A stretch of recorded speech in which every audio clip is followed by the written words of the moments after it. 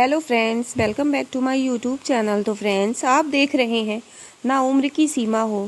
Friends, आप आगे देखेंगे कि हरि प्रसाद देव से कहते हैं कि आपने मेरी बेटी के साथ ये क्या होने दिया, और आपने इसीलिए उसको यहाँ पे बुलाया था बेइज्जती करने के लिए उसको।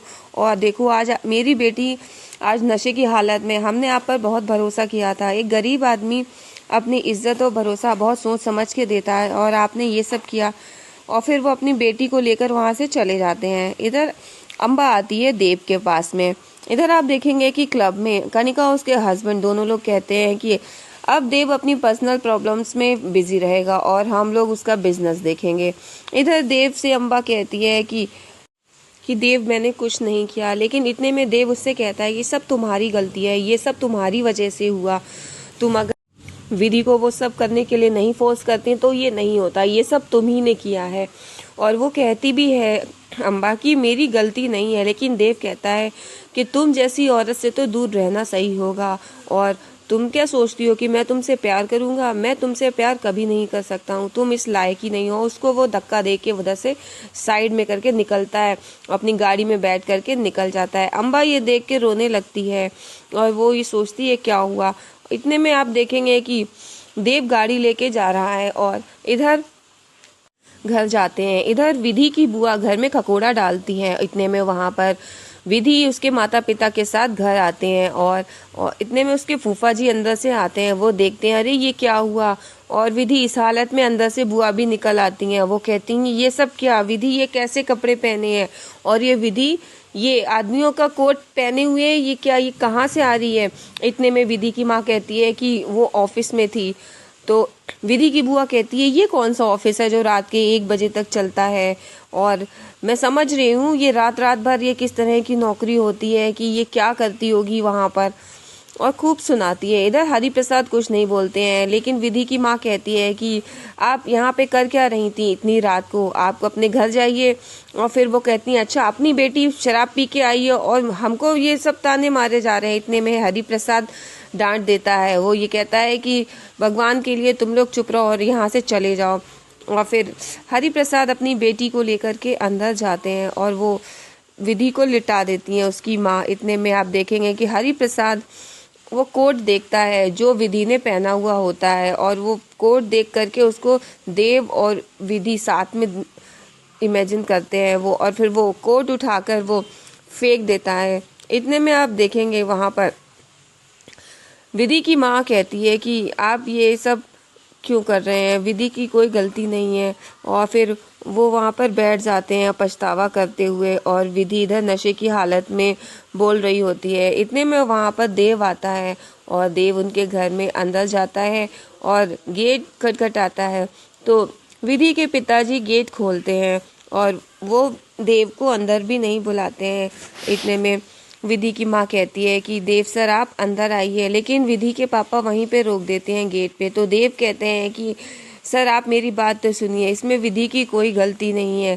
लेकिन जो हरि प्रसाद है वो देव को देखते ही, विधि और देव को जो साथ में वो लोग खड़े थे, देव विधि को पकड़े हुए, तो वही सीन याद आता है और वो देव की बात बिना सुने दरवाजा मुंह पे बंद कर देते हैं। और फिर देव कहता है कि हरि प्रसाद जी मैं अपनी पूरी बात किए बिना यहाँ से नहीं जाऊंगा। मैं कह रहा हूँ ना विधि की कोई गलती नहीं है, आप बिना कुछ जाने विधि को सजा देंगे, ऐसा मत करिए। विधि अपने आप को बहुत शर्मिंदा महसूस करेगी। और फिर वो कुछ भी नहीं बोलते हैं। देव कहता है मैं अपनी बात पूरी किए बिना यहाँ से नहीं जाऊंगा, आपको तो मेरी बात सुननी ही होगी। और फिर वो वहीं बैठ जाता है। इतने में वहाँ पे अम्बा आती है और देव देखता है कि अम्बा अंदर आ रही है। अम्बा देव से कुछ नहीं बोलती है, वो अंदर जाती है। इधर देखेंगे आप हरि प्रसाद बैठे होते हैं। अम्बा गेट नॉक करती है और हरि प्रसाद पूछते हैं कौन। तो अम्बा कहती है कि हरि प्रसाद जी मैं अम्बा, आप गेट खोलिए। तो हरि प्रसाद क्या कुछ नहीं बोलते हैं, लेकिन विधि की माँ कहती है कि हमारे दरवाजे पे एक औरत खड़ी है इतनी रात में, मैं दरवाज़ा खोलने जा रही हूँ। और फिर वो दरवाज़ा खोल देती है और फिर अम्बा बताती है कि क्या हुआ। वो बताती है कि विधि को वो ड्रेस उसने ही दी थी। विधि तो मना भी कर रही थी, लेकिन हमने सोचा कि वो पार्टी में ऑकवर्ड फील करेगी, इसीलिए हमने उसको वो ड्रेस दी, और वो तो पहन भी नहीं रही थी, और इसमें देव का भी कोई दोष नहीं है। और विधि के लिए ऑरेंज जूस मैंने ही मंगाया था, लेकिन पता नहीं किसने शरारत कर दी कि उसने ऑरेंज जूस की जगह उसने ड्रिंक भिजवा दी और फिर ये सब हुआ। इसमें मेरी गलती है, इसमें विधि और देव की कोई गलती नहीं है।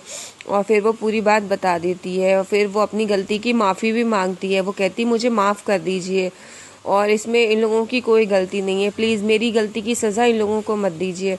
और फिर वो इतना कह के वहाँ से चली जाती है। फिर हरि प्रसाद देव से माफ़ी मांगते हैं और फिर वो देव से ये कहते हैं कि भगवान के लिए आप यहाँ से चले जाइए। इतनी रात को अगर आपको किसी ने यहाँ पर देखा तो लोग बातें बनाएंगे और हम नहीं चाहते कि ऐसा कुछ हो।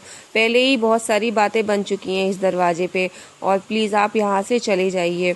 और देव हरि प्रसाद जी की बात को समझता है और फिर वो वहाँ से कहता है कि ठीक है मैं जाता हूँ। और फिर वो वहाँ से चला जाता है और इधर विधि की माँ और हरिप्रसाद अंदर चले जाते हैं। इधर आप ऑफिस में अगले दिन देखेंगे कि कनिका और उसके हस्बैंड बैठे होते हैं और वो कहते हैं कि मिडिल क्लास फैमिली के लोग हैं, हमने तो सोचा था कुछ बड़ा ड्रामा करेंगे लेकिन ये लोग तो शांत हो गए। कनिका कहती है कि इतनी अच्छी जॉब ऑफर और इतनी बड़ी कंपनी में जॉब करना इतना आसान थोड़ी ना है और वो ऐसे कैसे जॉब जाने दे सकती है, इसीलिए वो शांत हो गई। इतने में उधर से हरिप्रसाद सामने से निकल रहे होते हैं और कनिका भी देखती है। फिर इधर आप देखेंगे कि देव विधि को कॉल कर रहा होता है पर फ़ोन नहीं लगता है। वो सोचता है मुझे घर जाना चाहिए। इतने में हरि प्रसाद आ जाते हैं और देव हरि प्रसाद जी को बिठालता है, लेकिन हरि प्रसाद जी कहते हैं कि नहीं मैं बैठने नहीं आया हूँ।